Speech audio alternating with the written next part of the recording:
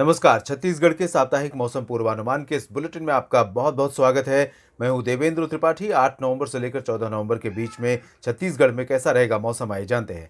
छत्तीसगढ़ के दक्षिणी जिलों में पिछले सप्ताह भी कई जगहों पर लगातार बारिश हुई थी और उत्तरी तथा मध्य भागों पर मौसम शुष्क बना हुआ था। छत्तीसगढ़ का ओवरऑल अगर हम पोस्ट मानसून का डेटा देखें, यानी बारिश मानसून सीजन खत्म होने के बाद 30 सितंबर के बाद से, तो 1 अक्टूबर से लेकर 7 नवंबर के बीच में छत्तीसगढ़ में सामान्य से बारिश कम हुई है। औसत से दक्षिणी जिलों में ज़रूर सामान्य के आसपास पहुंच गया है बारिश का आंकड़ा, लेकिन उत्तरी भागों में और मध्य भागों में बारिश में कमी बनी हुई है। और अब इस सप्ताह की अगर हम बात करें, तो क्योंकि बंगाल की खाड़ी पर एक नया मौसमी सिस्टम डेवलप हो रहा है और काफ़ी इंटेंस वेदर सिस्टम हो सकता है जब ये भारत के पूर्वी तटों की तरफ बढ़ेगा।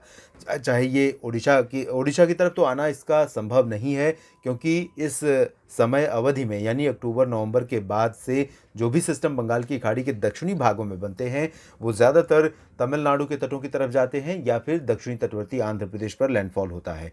तो ये सिस्टम इंटेंसिफाई होकर डिप्रेशन तक बनेगा, उसके बाद डीप डिप्रेशन या फिर साइक्लोनिक स्टॉर्म बनने की भी संभावना रहेगी। और जब ये लैंडफॉल कर रहा होगा या तटों से टकरा रहा होगा, उस दौरान इसका प्रभाव, इसके चलते मॉइस्चर ओडिशा को पार करते हुए छत्तीसगढ़ पर भी पहुंचेगा। और ये समय होगा लगभग 10 और 11 नवंबर का। उस दौरान दक्षिणी छत्तीसगढ़ के कुछ जिलों में बारिश की गतिविधियां शुरू हो जाएंगी और बारिश का बादलों का प्रभाव भी बढ़ जाएगा।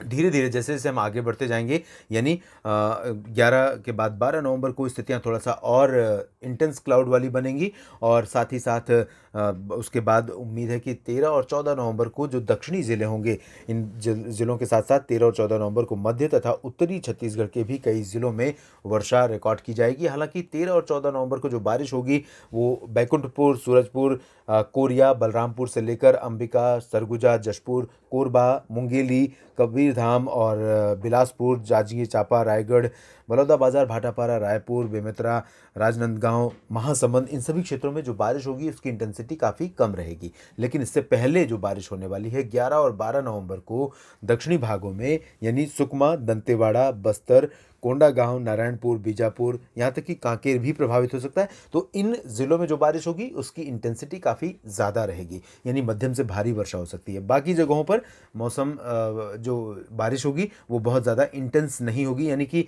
लाइट रेन होने की संभावना रहेगी। 13 और 14 नवंबर को एक दो जगहों पर मध्यम बौछारें गिर सकती हैं थोड़े समय के लिए। और उसके बाद फिर से मौसम धीरे धीरे छत्तीसगढ़ के सभी जिलों में मुख्यतः साफ और शुष्क हो जाएगा। छत्तीसगढ़ के साप्ताहिक मौसम पूर्वानुमान के इस बुलेटिन में अभी इतना ही। छत्तीसगढ़ के किसान भाई और छत्तीसगढ़ के मेरे प्रिय मित्र दर्शक लगातार जुड़े रहें इस मौसम तक चैनल के साथ। मौसम से जुड़ी जानकारियाँ इसी तरह से मैं आप तक पहुँचाता रहूँगा। धन्यवाद।